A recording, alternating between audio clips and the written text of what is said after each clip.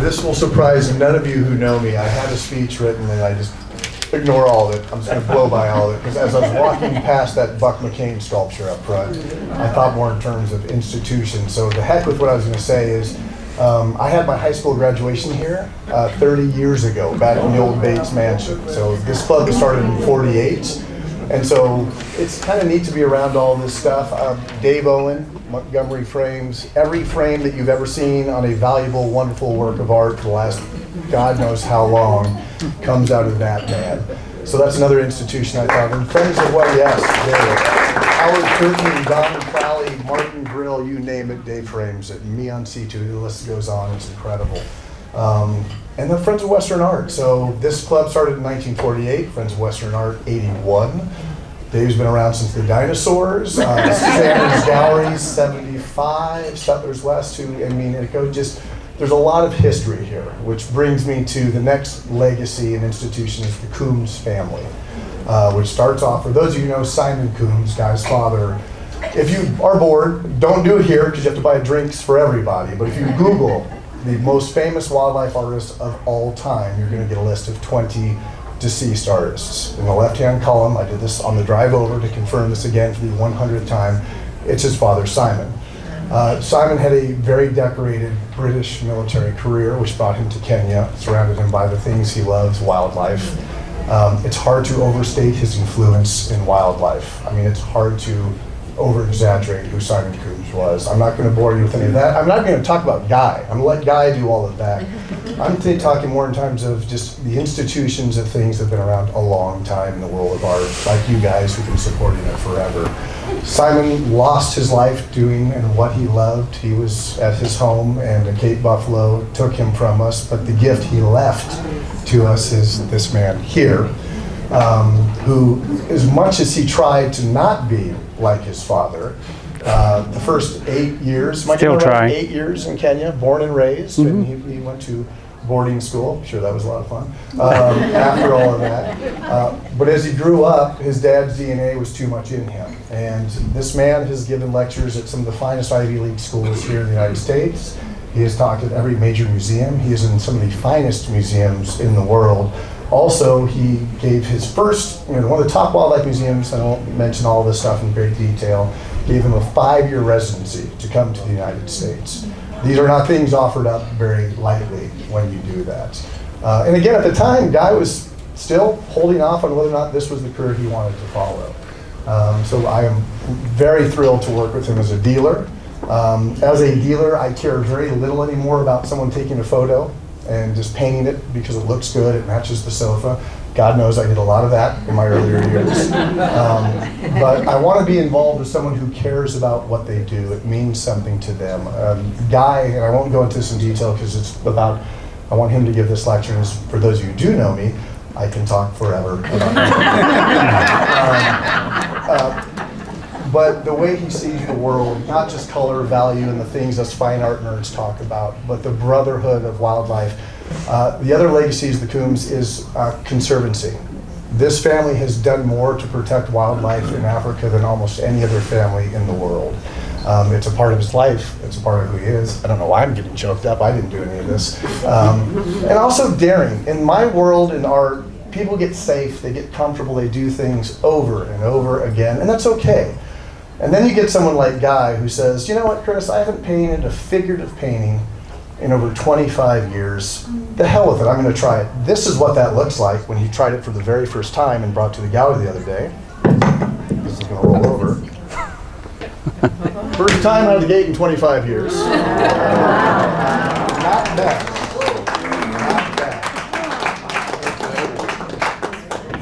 That's about where you wind up 45 years of excellence, typically. There's a whole other story about that. I'm not going to get into that tonight. But without any more long-winded speeches, my wife is probably, no, not anything. But anyway, you guys are surrounded by a great institution, and lots of these organizations have been around a long time, but the Coombs family is a powerhouse of what wildlife can be. So with that, I turn it over to Guy Coombs. Thank you very much, Chris. Thank you. All right.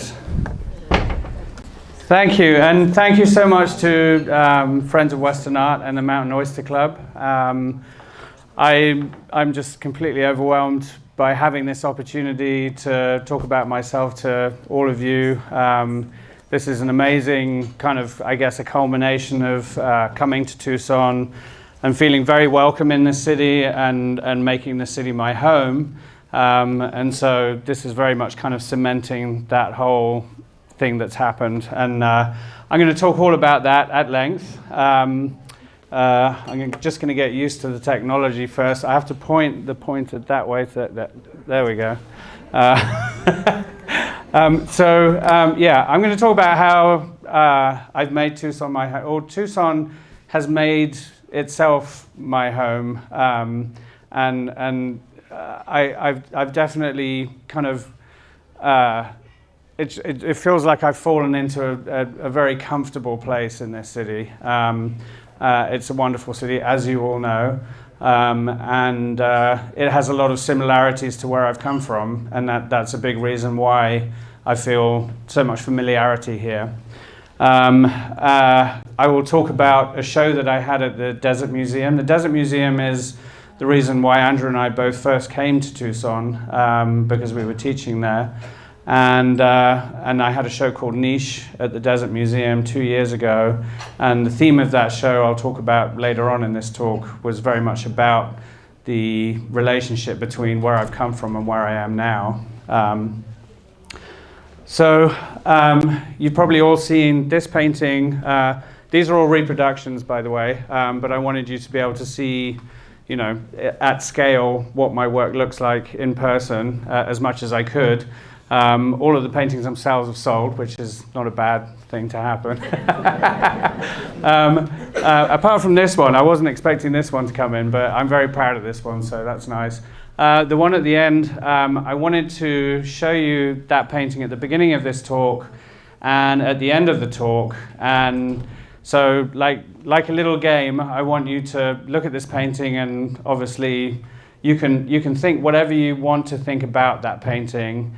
And then I'm not going to ask anybody any specific questions at the end of the talk, but I want to maybe get a show of hands to see if you understand better what that painting is about by the end of me talking. So this requires you all to pay attention all the way through. The story starts in East Africa, and starts with my father. Good start. So my grandparents moved to Kenya in the 1940s. They escaped Britain during the war. My grandfather was on the Dunkirk beaches.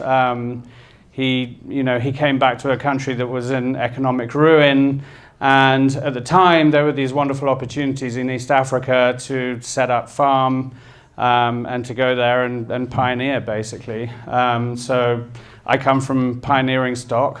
And at the time, Kenya was a very, very sparsely populated country with a lot of infrastructure that was being built. And during that time, my grandfather went to a place called Soisambu, which was a large estate owned by the Delamere family, Lord and Lady Delamere. If you've seen Out of Africa, they kind of made famous in that movie.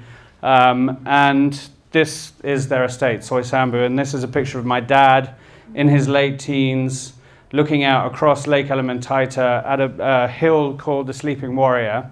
And I'll talk more about that particular geographical feature in this talk later as well. So he moved to, he was in his teens when they were living at Soisambu. He was out roaming around with the Maasai, learning how to hunt, learning bushcraft. He then eventually joined the army, and at the time it was the British Army, but as Chris said, but then he later, so this was all in the run-up to Kenya gaining independence, and at the time they were trying to figure out how the ruling party, the ruling tribe would kind of take over, and how the army would feature post-independence, and my dad became very instrumental in setting up the Kenyan Army and the 1st Kenyan Parachute Battalion with all the knowledge that he had of the land and how to survive and how to fight certain people. And he was posted up in Somalia for a long time. That's when he was riding the camel there. That was on some crazy safari that he went on with a very famous photographer called Nigel Pavitt. And so, yeah, my dad was a man of Africa. He was, you know, as some people would have called him, like a romantic kind of hero type person. And definitely someone who cast a big shadow. And so then my dad met my mum, who was in England, and started a family. My sister and I were born in Nairobi. We went to school in Nairobi. At that time, my dad started a job as honorary warden at Nairobi National Park, and he knew a guy called Ted Goss, he worked with Ted Goss and the Kenya Wildlife Services to do anti-poaching, and this was when they were first using helicopters for anti-poaching, and on Sundays we'd get to go up in the chopper and look for dead elephants and pick up tusks and do all that kind of stuff. It was pretty cool. Good childhood. And another thing that happened, sorry about the quality of these photos, they're pretty bad. I had to lift them off a video. But my dad brought a lion cub home one time, and we raised a lion cub to become almost adult. And another wildlife pet experience, which I do not recommend to anybody. I don't anticipate anyone's going to find a baboon in a pet store anywhere in America, but so we ended up with this orphan baboon who was very cute to begin with, but very rapidly became very not cute. And I could tell you all kinds of stories that would kind of curl your toes about what he used to do to get attention. But one of the things was we'd go for walks with the German Shepherd, and he'd ride him like a jockey, kind of like this and everything, with his ass in the air. So a lot of my early experiences were very close to wildlife and understanding how wildlife behaves, and then like being able to see that wildlife go back into the wild and see how it kind of existed within its natural environment. And then my first big kind of major upheaval as a child, aged 8, was my dad had started painting. That wasn't the upheaval, but he had started painting and he'd started becoming famous in America. And his first major kind of shows in America were through GameCoin, which was the forerunner, I think, of Safari Club. And a very wealthy Texan oil tycoon came to Nairobi and saw his work and said, "You have to show this in the United States." And he came over here and was immediately taken up by Greenwich Workshop, who at the time were representing Howard Turpning, Bev Doolittle, a lot of names that you guys have all probably heard of, a lot of greats. And then, you know, my dad was up there as the African wildlife artist, and he was the real deal. That was why they loved him here, was because he was the genuine article. He knew his stuff, and he was painting Africa. So in order for his career to really take off, we had to leave Kenya. And the compromise was that we would set up in England, and my sister and I would go to school, and Dad would start painting. And these were some of his early paintings, which very much kind of give you that sense of like the majesty of Africa. That was very much what he was about. He you know, that was in his blood. And that's what he was responding to when people were when he came here and people were like, I have this vision of Africa, and what you're painting is what that vision is all about. But at the same time, it was the real deal. So his initial paintings were very much of that ilk. And then later on, he became very synonymous with producing these big, giant panoramas. So the top painting there is 12 foot long. That is the wildebeest migration. It's very difficult because of the quality of the these slides, but all of those planes are covered with wildebeest. And we've got a cartoon that he painted of himself with a rubber stamp, like going across the canvas like this. But when you look at it, there's so much detail in there, and every single part of the painting has a little vignette of something happening, like a predator chasing an animal, or a bunch of giraffe eating from a tree, or the weaver birds in the acacia tree there, and like there's so much going on. So I grew up with a father that was very much that kind of artist, detail, detail, detail, and telling the whole story, not just like, oh, there's an animal sitting there. He wanted it to be more interesting. And then the crossing, obviously, that was a huge, ambitious project. And if you look in that, there's some lions up in the trees, kind of behind it. You can see these pictures online and see all of that detail a bit better. But yeah, so then I went to school in England, to a boarding school, and this was my first experience of singing in a choir. And I cannot, in good conscience, go through this talk without mentioning my other big passion, which is singing in chorus. And I have 4 members of the chorus in the back row over there who come to this talk. Say hi, guys. We're members of the Tucson Reveille Men's Chorus, and we do 2 concerts a year, and we have a cabaret coming up, and it's all online. You can see all the details and everything. Anyway, that's... Perform for the governor. And we perform for the governor as well, yeah. So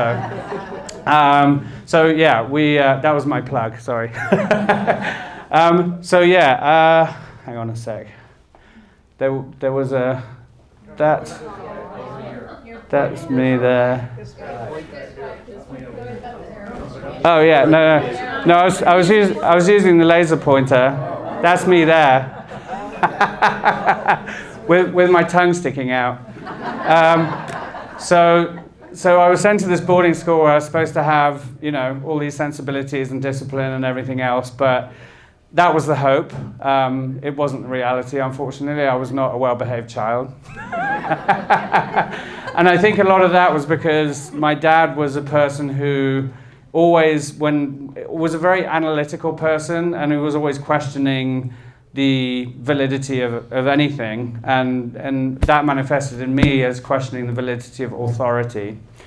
So as I kind of grew, I became very much involved in kind of like a gothic sort of vibe, a bohemian kind of artsy-fartsy, some would call it.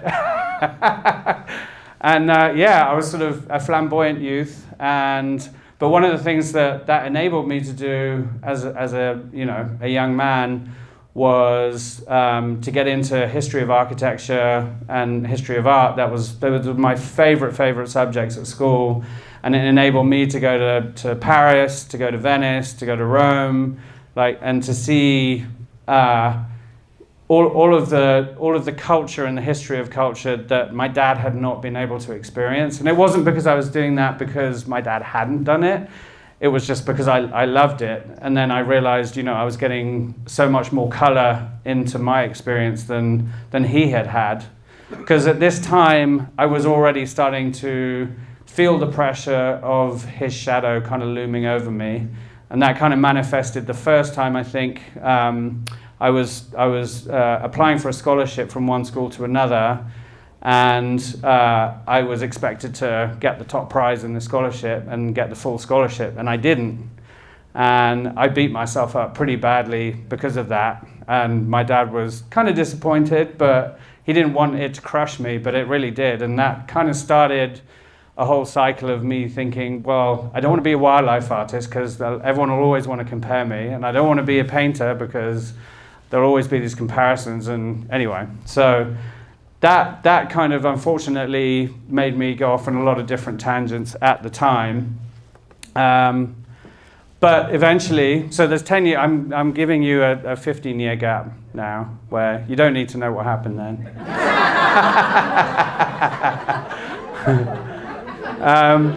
But eventually I decided to go back to Africa, and that was a good move, because at that time I'd realized I got a lot out of my system.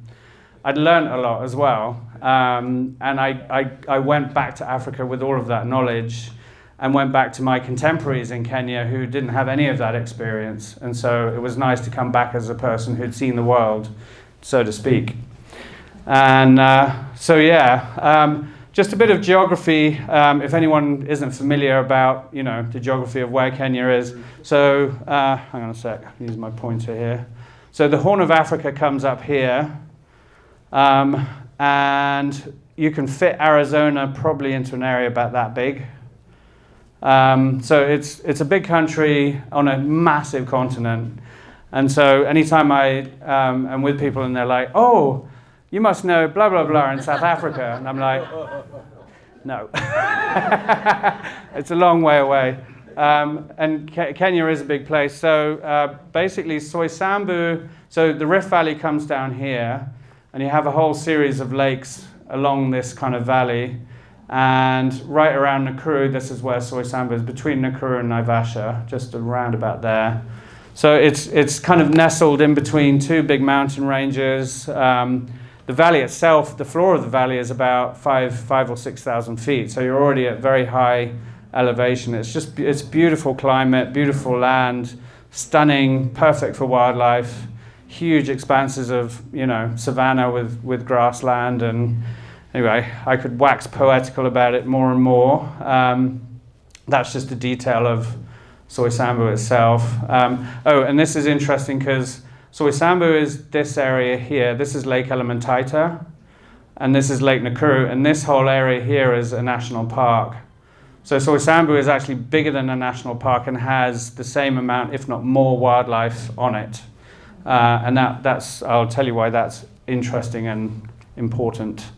So when I got back to Soysambu, aged, I think 32 or something, Dad had already, his career had already taken off to the extent that he could move back to Kenya, and he'd been wanting to do that his entire life. He hated England as much as I did, and then he sent me to boarding school there. I don't know why he put me through that torture, but he hated it. He always wanted to go back to Africa. He ended up back there, and I came back to Kenya when he was absolutely happy as a pig in whatever.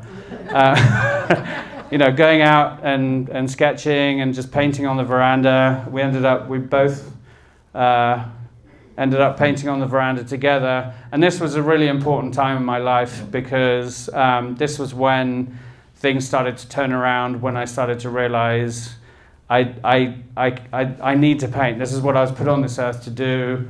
I've spent all of this time trying to avoid doing it, and now is the time when I need to. And I had the peace at the time and the space to be able to do that, and the lack of distractions, and dare I say it, the discipline.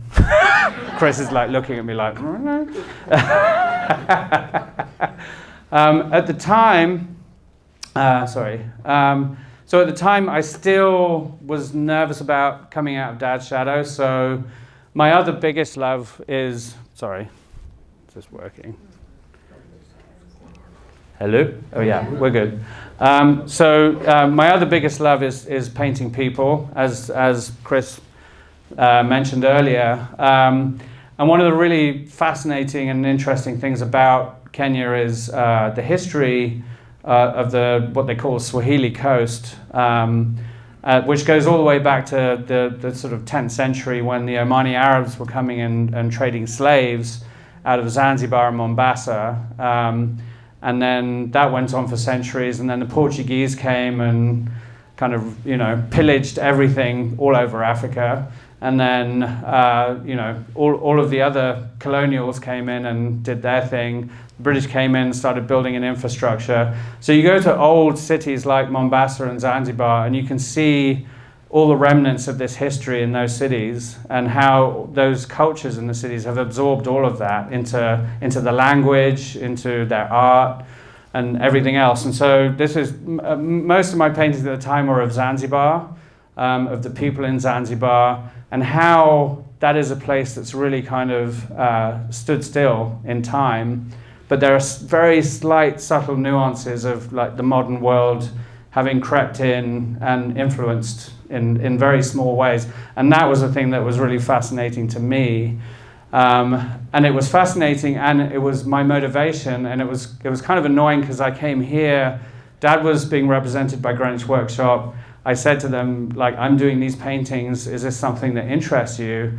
And the president of Greenwich at the time said, well, you know, I think people just want to see like Marseille and Schuckers, you know, with the spears and like doing all. I'm like, but that's, to me, that's kind of disingenuous. It's sort of, you know, it's what tourists see when they go to Kenya, and it is true heritage. It's Maasai heritage, but it's put on for tourists. And so anytime I do paintings of people, I always want to have some kind of allusion to, you know, their sense of dignity within the modern world.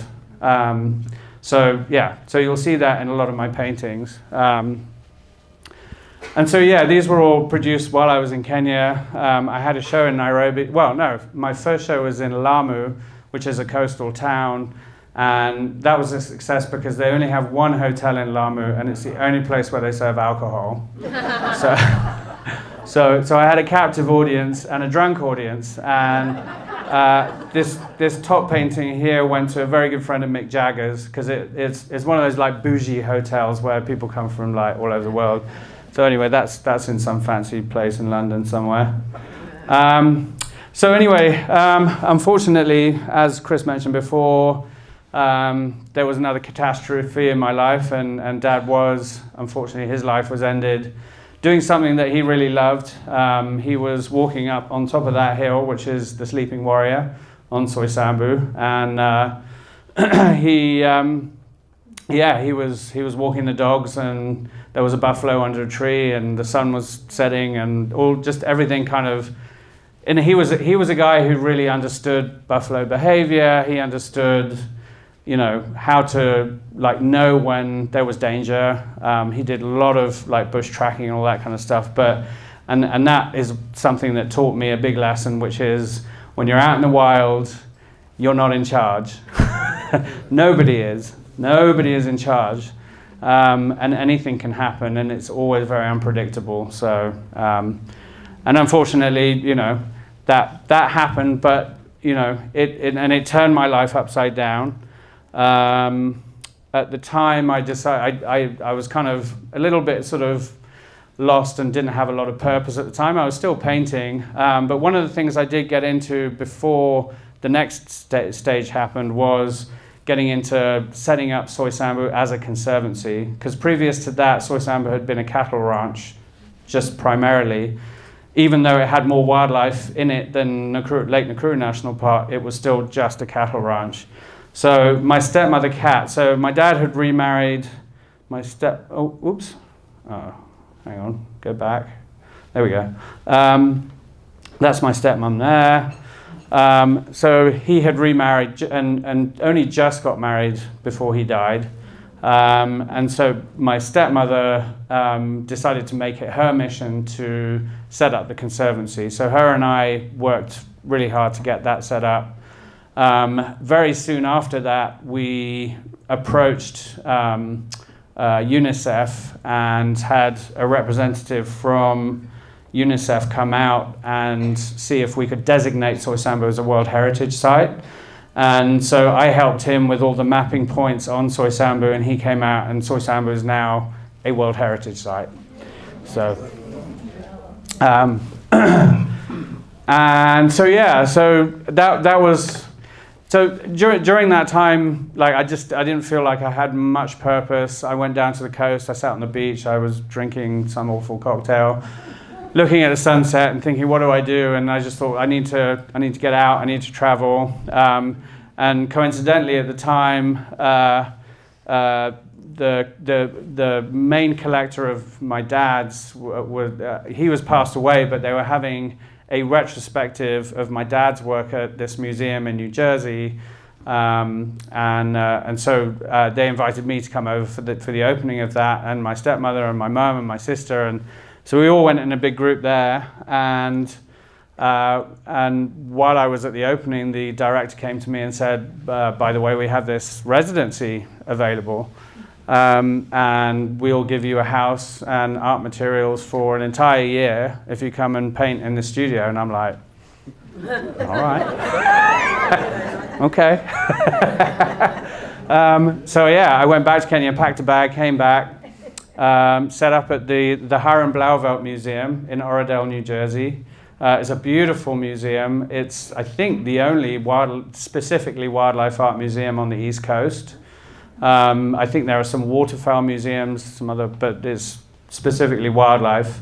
Really stunning if you get a chance to go there. And yeah, I sat in a little cottage painting away, and all of my friends in Kenya were like, "Oh my God, you're moving to New York. You're going to be like partying. You're going to do all this." And I didn't make any friends. I just sat in the studio and I painted. It was probably the least social life that I've ever had in my life, was living right next to New York City.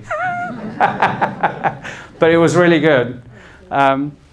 So during that time, my first painting of wildlife started to happen. So on the left is Leopard Lounge. It's kind of difficult to see on that scale, but at the time I was really, really concerned with getting a lot of detail. The bark of that tree is incredibly detailed, the foliage and everything. I really, really wanted to I wanted whoever was looking at that painting to feel as though they could reach out and like feel the texture of that bark. But at the same time, I wanted to give a sense of some of the elegance of looking at an animal in that context, like seeing a leopard in a tree and just that kind of buzz that you get. And the actual reference that I got from that was while I was guiding a safari, and I parked under this tree, and there was a family in the car with me, and the kids were in the back and playing games on their little whatevers. And I said, and they're like, why have you stopped the car? Like, what are we doing here? Like, because it's nice, there's shade in the tree. Like, but there's something here that you should look at. Like, what? And they're all like looking around everywhere, no one sees anything, and I'm like, look, and it was literally 10 minutes before someone looked like directly above, oh my God, there's a leopard, like lying in the tree. And that's one of the things about leopards is, I mean, you can see this leopard in this painting because I've cropped it, I've painted a cropped image, but when you see that leopard in the whole tree, it just disappears. And everyone thinks, you know, when you're on safari, oh, I really want to see a leopard. I'm looking for something that has spots. You don't see those spots. You just see, like what you'll see is like the little white on the tip of the tail just suddenly move, like a little flicker. That's when you'll see it. So that's one of the things that I've realized, you know, growing up in Africa, I'm adept at spotting things. And I've even found that here because I spent my entire life in a car with my dad looking the whole time, looking at every single tree, every bush, every little movement in the grass and everything, and learning from him how to see all of that stuff. So the second painting, High Hopes, that is Rothschild giraffe and great white pelicans. These are both species that are endangered, and they're endangered because of the risk to their habitat loss. And they're both species that we have at Soisambu. So this was a painting about the key species that we have and what we're trying to protect. So this was at this point where I realized I'm becoming a spokesperson for wildlife through the paintings that I'm doing. And I was able to talk about that at some of the talks I was giving. And I thought, this is not what I set out to do, but this is great. You know, it really, for the first time in my life, I really felt like I had a big purpose. And I started to realize, you know, what was happening with my dad in that context as well during his early career. The elephants on the left are Aberdare elephants. And again, I was still, at the time, very concerned with detail. That's a big painting.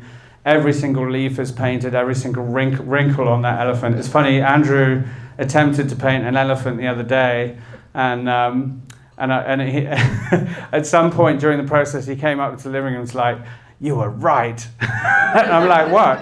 He's like, "You have to paint every single wrinkle. You can't just like make them up. It doesn't work."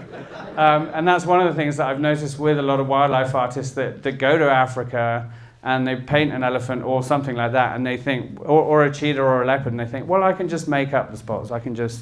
there are so many of them, I'm just going to make them up. I'm like, no. You're going to paint it just right. It has to be absolutely right and perfect.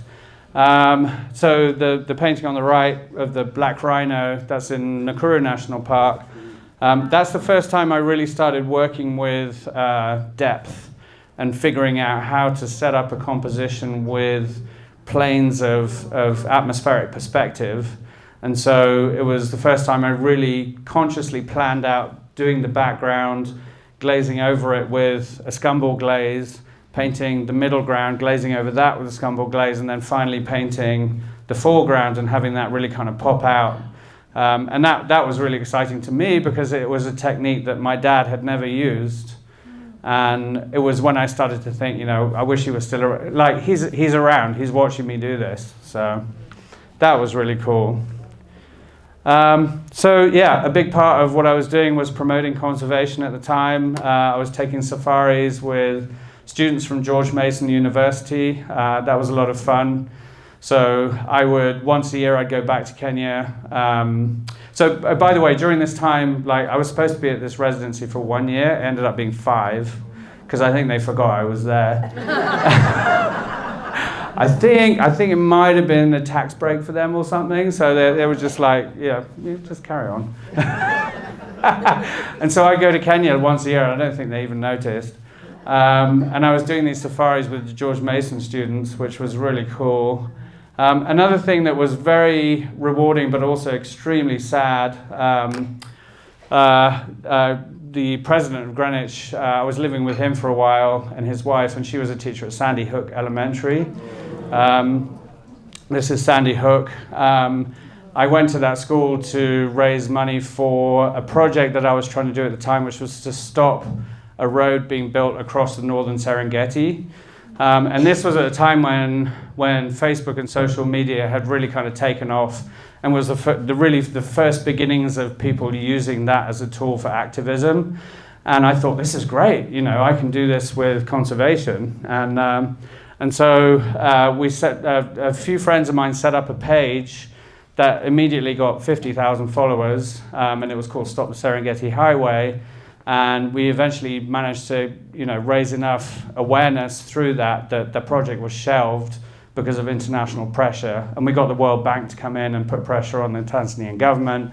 And it worked. It actually worked. And the Sandy Hook kids were a part of that because they put together this huge project. They decorated the entire school with wildebeest and all these animals and everything. And they all emptied their little, savings and put that all into the fund. It was really kind of amazing. Anyway, I don't want to get too emotional, so I'll skip past that now. But yeah, obviously we all know what happened. And then, so this was around the time when I met Mr. Denman, my co-pilot, who you'll all be hearing from in December. And when Andrew and I met, we met through the wildlife art world. We were both in the Society of Animal Artists. I drove from Connecticut to San Diego to be in a show with him, and that's where we met. And that was in 2010, I think. And I remember saying to him at the time, there's a test that you've got to pass in order for us to spend time. And it's the Kenya test. And if you come to Kenya and you don't like it, the deal is off, 100%. But he passed with flying colors, thankfully. So yeah, this is us on a safari with another couple, Simon and Mo Gudgeon. Simon Gudgeon is a very famous British sculptor. He has this beautiful sculpture park in the south of England that if you're ever there, you must go and visit it. And this is us in Tsavo, enjoying the vast open space of Africa. So during this time, I was invited to be in Western Visions at the National Museum of Wildlife Art. I was invited to be represented by a gallery in New York, and I started to meet a lot of the contemporaries of my dad's who were very, very well known during my dad's career. And so this was all kind of my awakening to the fact that, I wasn't Simon Coombs' son, I was Guy Coombs. and that's when I started to really kind of feel confidence and value within myself as an artist, and and in what I was doing. And yeah, I went to the owner of this gallery in New York, and I was like, well, you've found me because of my dad, haven't you? And he was like, no, I don't know who your father is. So that was a big kind of wake-up call and a turning point for me. And so the bottom picture is me with Robert Bateman, who's still alive, an absolute legend, one of the best wildlife artists ever to have existed. The top picture is me with Kent Ullberg and Robert Glenn, both incredible sculptures. Rob Glenn was a very good friend of my dad's. And I would be going to the National Museum of Wildlife Art and hanging out with these guys, and then realizing they're talking to me like I'm another artist. Like, I'm not like Simon Coombs' son. So that was, again, that was really cool. And at the time, I started my first big painting. So I was still kind of, in thrall of the influence of my father at the time. I wanted to prove to myself that I could do a massive painting with huge content in it. And there are 75 elephants in that painting. And there's a lot of other stuff going on. There's some giraffe in the background. There's the warthogs kind of running in the foreground. And this was from an experience that I had in Amboseli, where I was with these students from George Mason, and we were driving along, and I could see this big cloud of dust off in the distance behind the trees. And the drivers were like, "No, we need to get back for lunch. It's lunchtime. We need to get there in front of the Germans, because the Germans will be in the front of the line." So yeah, they were determined. I'm like, "No, I want to see what's coming." And they're like, "Oh, all right then." And then these elephants, one by one, started coming through the trees, and that's the most elephants I've ever seen. So that whole herd was about 350 that all came through the trees just in complete silence. That was the most amazing thing. Like, there were two vehicles, and I'm like, "Turn off your engines." They're like, "Well, I need to keep them running." Like, no, they're not going to hurt us. They just want to get from where they're coming from, and they want to go into the swamp, and they just want to have a nice little bath in the swamp. We'll just be quiet. They'll walk around us, and sure enough, that's what happened. Complete silence. And these students were like, "Ah!" It was a really cool experience, so I had to paint it.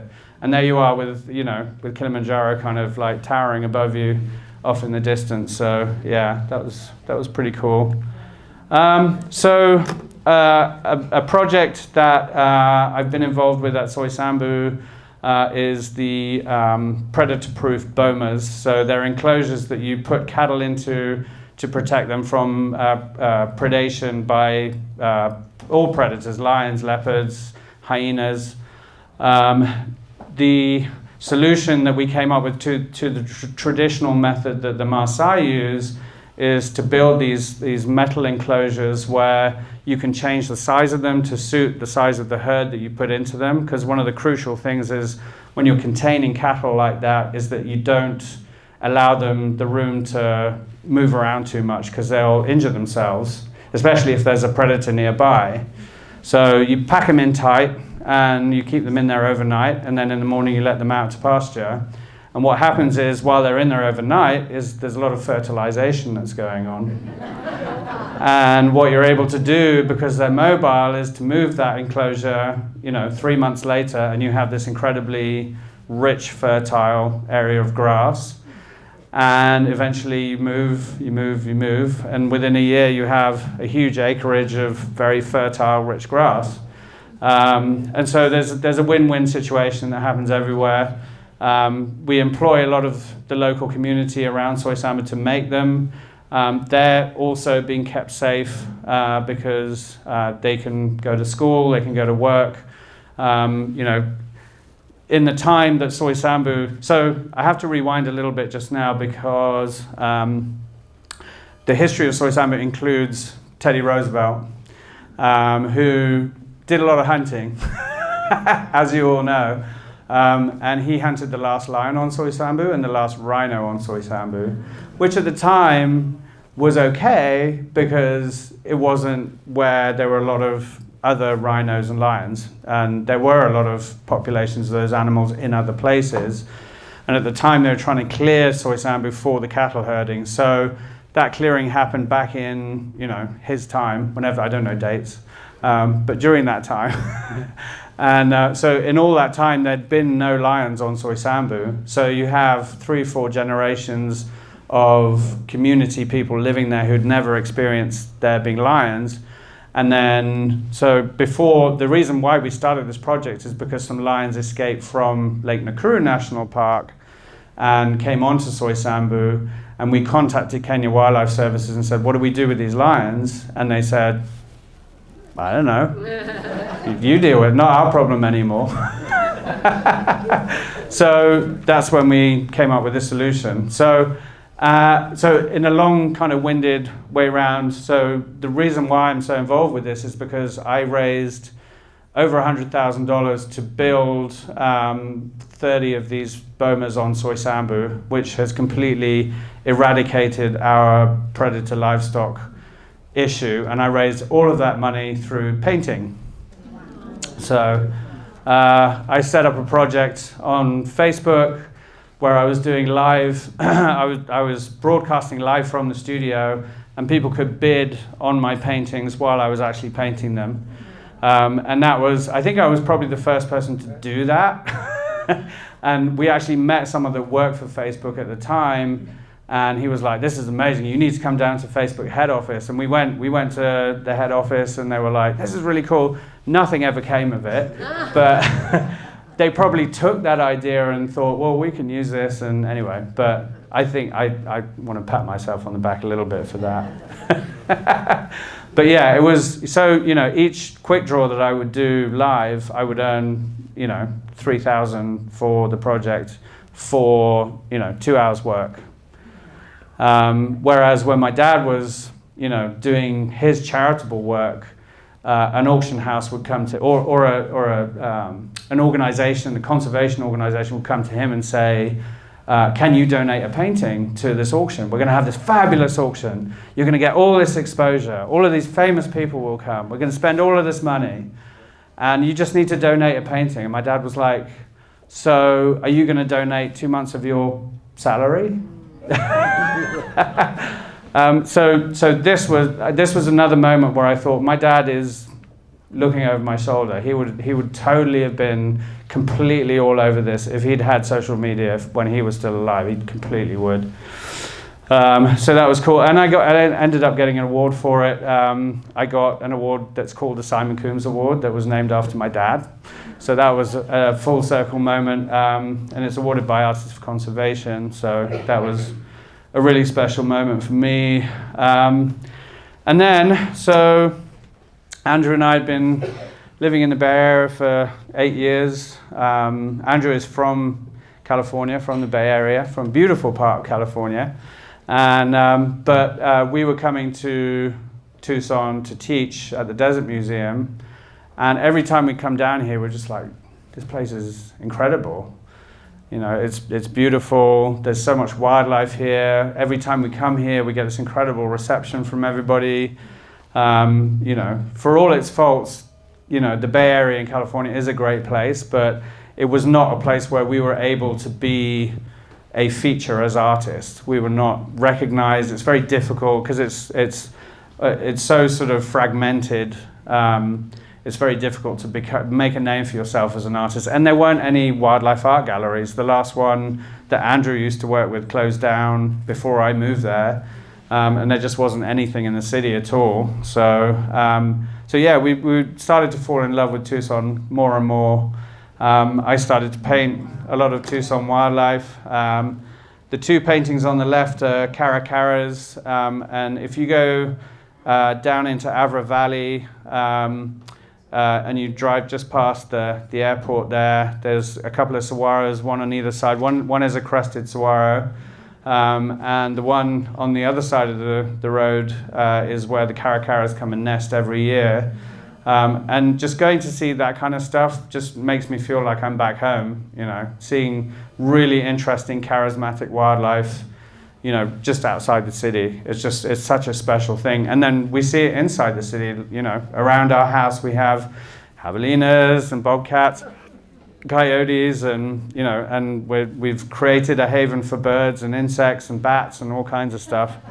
And it's just, for Andrew and I, that's magical. It's an absolute dream to have that amount of wildlife and interacting wildlife, and just, we can sit and watch it for hours. It's really, really special. And again, a lot of local wildlife.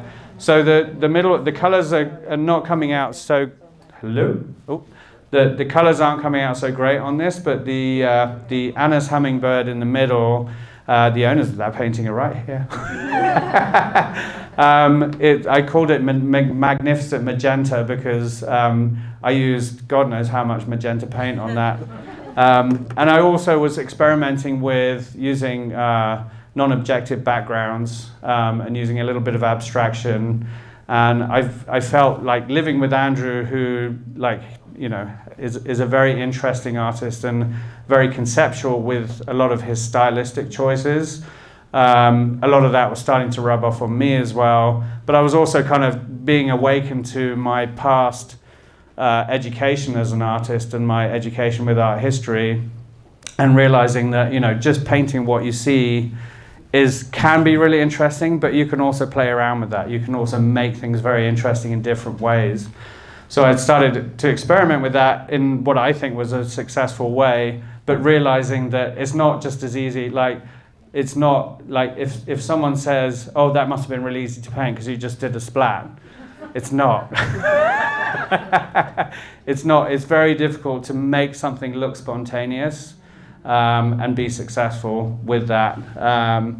And I think I did the background of that in a class at the Desert Museum, and the wall where I did it still has a big splat of magenta all over it, so I'm quite proud of that. So big cats obviously is something that I've started to become well known for. I have some friends in California. They have a facility called Cat Haven. It's under the name Project Survival. They raise a lot of money for conservation causes all over the world, specifically for endangered big cats. So part of their mission is to have cats at this sanctuary that look like they would be in the wild. They're not a rescue facility like a lot of the big cat places in California. They bring cats from a specific breeding program so that they can give them enrichment and make them look like they would in the wild and behave like they would as much as they can in captivity. And so that has been a place where I've been able to go and get amazing reference from cats, and also have very close interactions with them, because I'm friends with the owners and I'm not going to sue them if a lion puts my head in its mouth. So, because it'll be too late then anyway. But this is Pelly, the lioness, who's still alive. I think she's like 26 years old or something, which is incredibly old for a lion. Like, lions in the wild do not live that long. And so anyone that is against animals in captivity, it's obviously not an ideal situation, but what you're doing is you're providing an experience for people who would never be able to see these animals in the wild, and inspiring them. And I've seen kids who've had that experience become very involved with conservation, or become very involved with wildlife in one way or another. If you take that away from people and give them like a virtual experience, or expect them to, get whatever they're going to get from the television, that's just not going to happen. So I'm very supportive of this organization. They have a lot of jaguars, and that kind of brings me into, I'm trying to become involved with jaguar conservation here. I've been in a lot of communication with the Northern Jaguar Reserve, and the people that are raising money for that. The painting on the left is, the setting of that is Reserva Monte Mojino, which is just outside of Alamos. And there's a reserve there where nobody apart from researchers has ever been.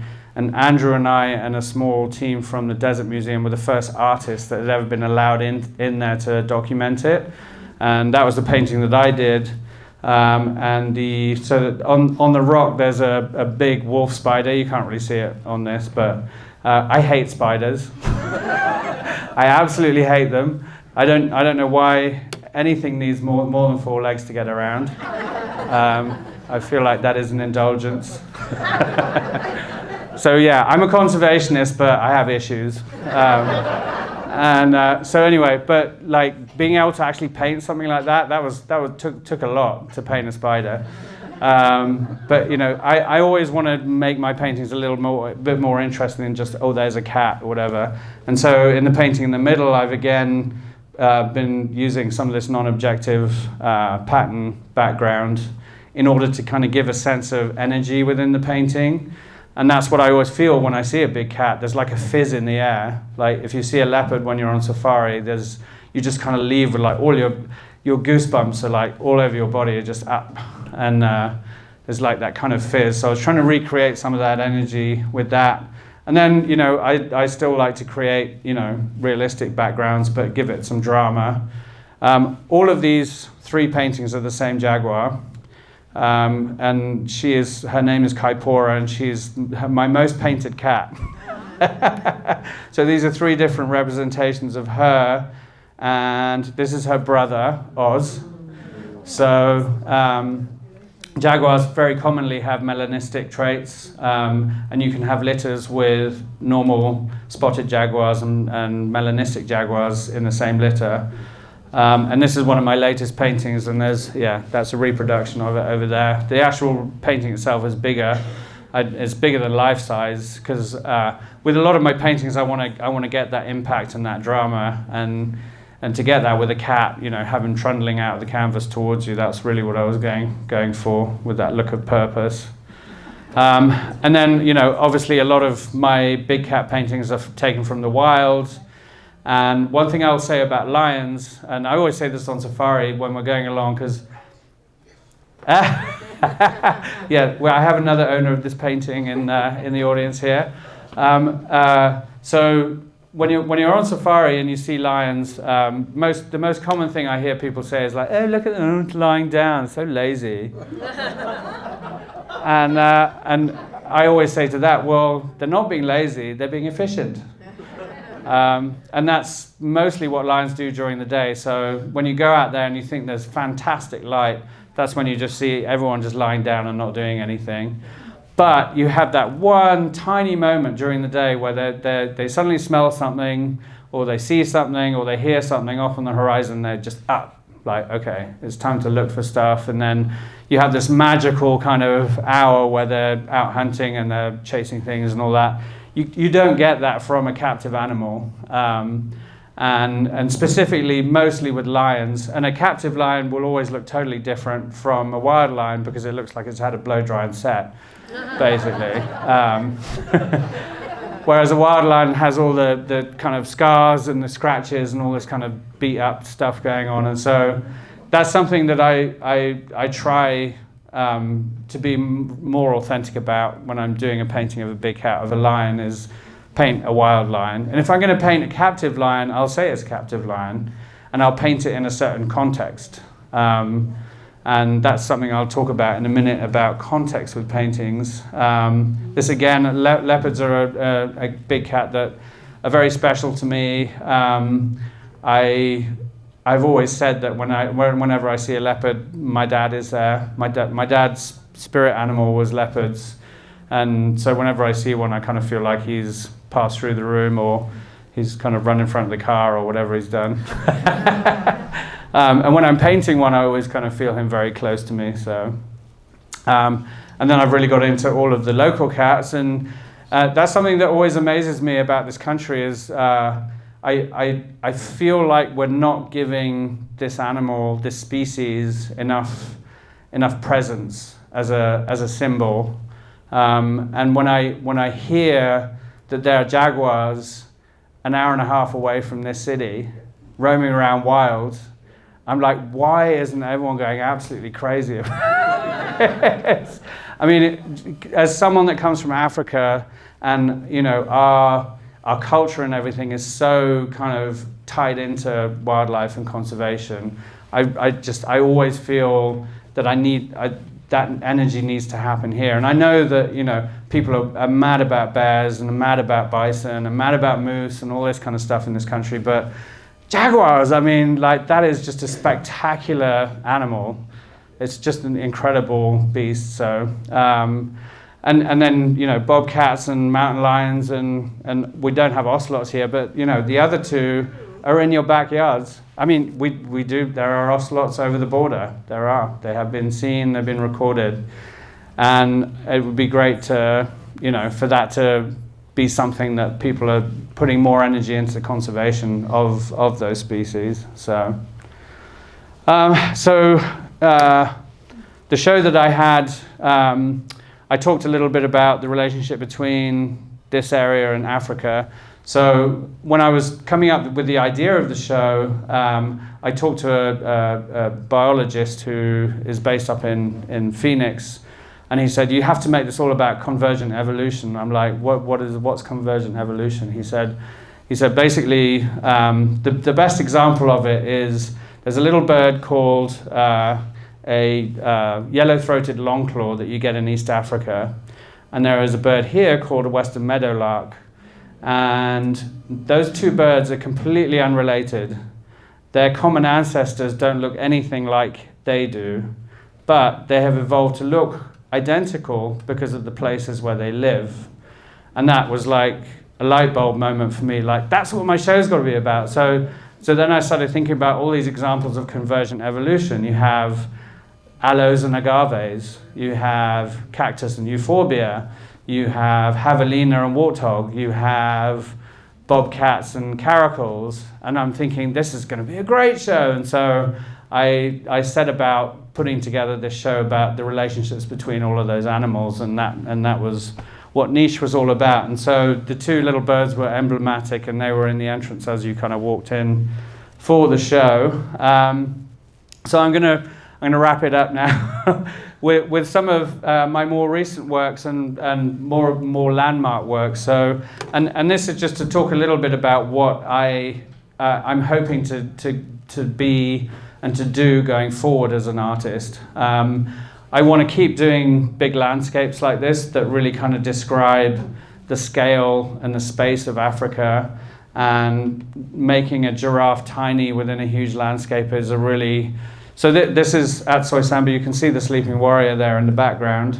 This is a place where we come and like have a glass of wine. I don't drink, but everyone else has a glass of wine when we're sitting there. I'll just eat popcorn.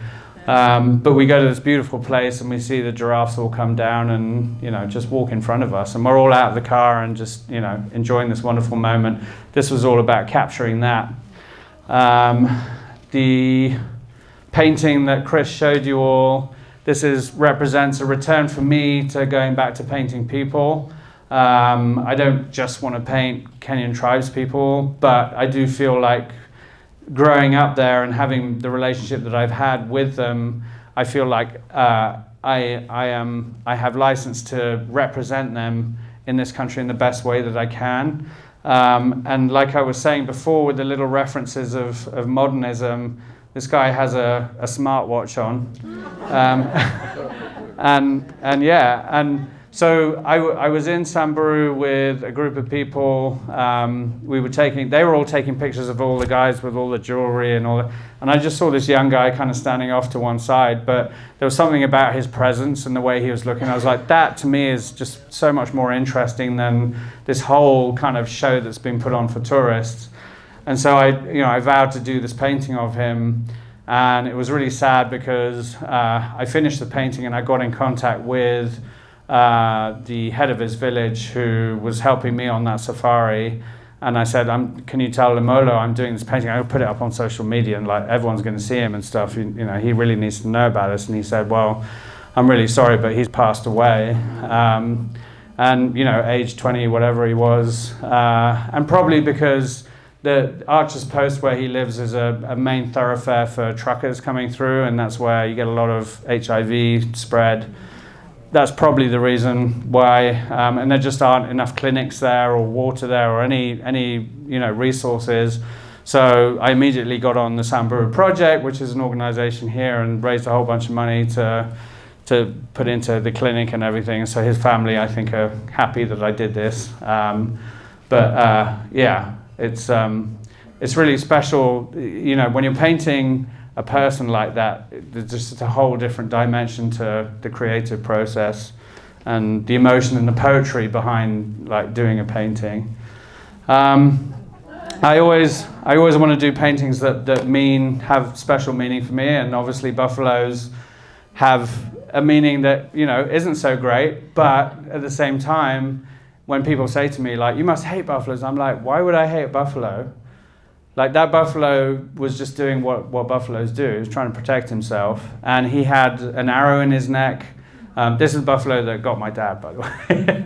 Not this specific one, but, you know, I'm talking about buffaloes in general. But yeah, I don't feel any animosity because my dad was taken by that particular species of animal. I don't go out wanting to kill buffaloes or do anything like that. I have an immense amount of respect for them. Anytime I'm out in the bush and I'm walking on foot, I have, you know, my senses are so on high alert because of what I know, and in a way that's a good thing. You know, I think it's a good thing to have a very, very deep respect for wildlife, and that represents my respect for wildlife, that animal. So we're back to this one. So you're all going, oh, thank God. So do any of you, like, show of hands, does anyone feel like they understand this painting a little bit more now? A few people. But that's fine, that's okay. I don't mind. It's an unusual painting. It's a little bit complicated. The bird is a marabou stork. It's one of the largest species of stork in the world. They're very, very large birds. When I was growing up in Nairobi, they would wander around the playgrounds of the school, and I was probably, even then when I was like 6 years old, I was not even above head height. And they would pick up scraps and all that kind of stuff. And one of the things that happened when I was about 6 years old is the folks, so at the time, as kids, we were being made aware that there was a whole world outside of what we knew in Kenya. We were seeing a little bit on TV, like the only shows that we had, the Muppet Show and Dallas is what we had in Nairobi. So that was my, but it was American, and like, you know, so there's this amazing land of America where there's all this kind of promise and hope and like da da da da. And then so the first movie that I went to see was Dumbo. And obviously Dad thought, well, this will be great. Like the first movie that I'll see is about animals and all, and we get there and there's a scene at the beginning where the storks are all flying in and dropping babies into people's bones. Like, what the hell is this all about? What is this weirdness? And that sort of started a whole kind of like understanding, but a misunderstanding or lack of understanding of like why are animals represented in such a way. And then so when I was doing this painting, I did research why the stork and baby myth came about.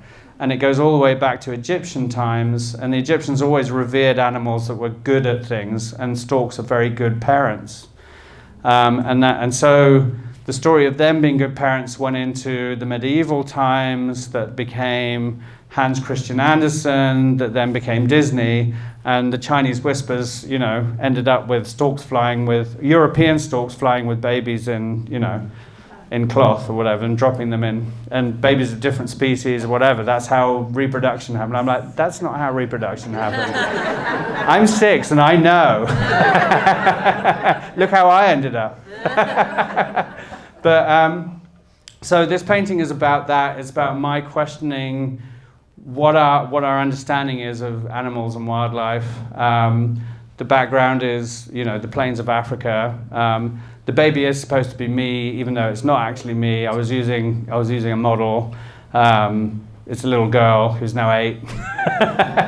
But yeah, so it's a direction I do want to go in with my work. I want more to communicate questions that people will ask themselves about why we have this relationship with nature the way that we do now, and how we need to change that. And my activism obviously will kind of be involved with that, and hopefully my art will reflect what my activism is. but not in a way, I don't want to browbeat people. There's one thing I really cannot abide is when people say to you, there's no hope. Like, why tell people, like, all the elephants are going to die and there's no hope? Like, then why would people be interested in helping them? You know, so for me, coming from Kenya, I've seen all the positive stories. I've seen people that are still out there in the field protecting elephants. I've seen them protecting lions. And they're doing that because they know that there is hope. There's a reason to do it. So that's what I'm all about as a person, as an artist. And thank you very much. And I've probably gone way too long, but I will take questions. So thank you.